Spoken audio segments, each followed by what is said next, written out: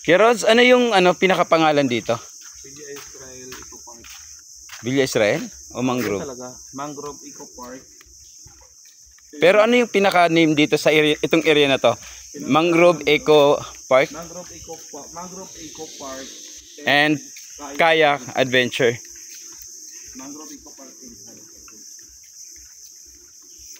Napakahaba nito. Ilang to kay Rods? 400 meters pa. 400 meters? Nung ginawa to, walang pinutol to dito nga, no? Wala. Wow.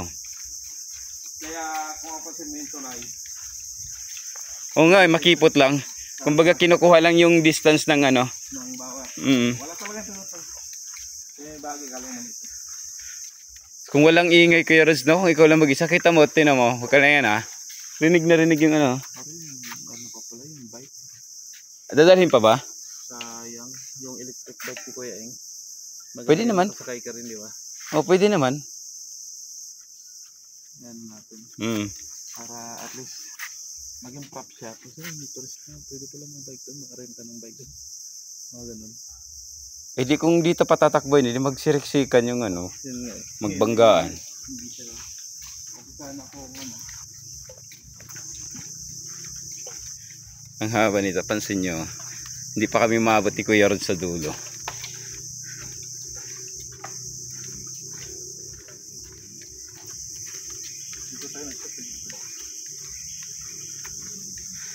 Bali itong na to, itong Mangrove Eco Park and Kayak Adventure. Bago ito dito sa El Nido, kung saan bahagi ito ng Villa Israel Eco Park Hotel. At soon bubuksan, hindi pa kasi ito bukas, di ba, Kuya Rods, no? Soon bubuksan ito sa public pag once na fully na to construct. Alam nyo, pag nandito kayo, yung iba rin yung iba yung ambience nito. Alam mo Kuya Rods, very natural, very nature talaga no? Tapos hindi mainit, malamig dito kasi puro palibot ng mangroves. At alam nyo ba ilang pieces dito ang mangroves? Nasa 31 pieces. Palibot ng thousands of mangroves here. Pero pansinin nyo, grabe yung mga ugat. Tataasan.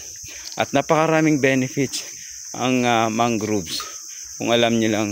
Dahil isa ito sa mga breeding ng mga flora and fauna.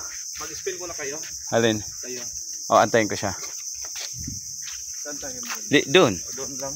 Kaya tayo abutin din natin doon para makita ng mga natin, followers, para makita din nilang itsura.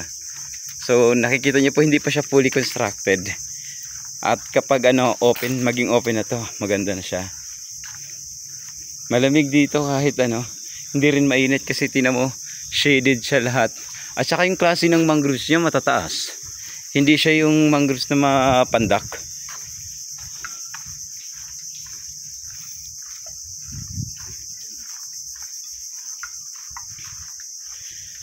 Ang mangroves din, para sa kaalaman, ito rin ay tumutulong para ma-prevent yung mga calamities like yung tidal waves.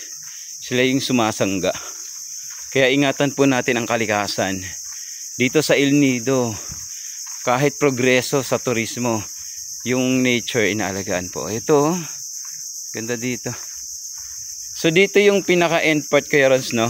Tapos dito rin yung magkakayak. Yan may mga sila Tapos meron pa tong plano yata to, lagyan ni Sir Israel ng floating. Ito malalim yan dyan. So this is the end part. Kung saan dito magpapadel. Wala naman sigurong buhaya dito Kuya Rods, no? Yan. Tapos dito Kuya Rods, ang labas niyan papunta sa dagat na. Yan na yung mga island hopping. Dyan? Dyan yan. Grabe, amazing Ang ganda. Ang lawak dito. So once na maging open ito sa public, makikita nyo itong ganda ng Mangrove Eco Park and Kayak Adventure. At isa si Kuya Rods dito sa mga mamamahala. Wag ka, baka sa ito Kuya Rods. Business ni Kuya Rods.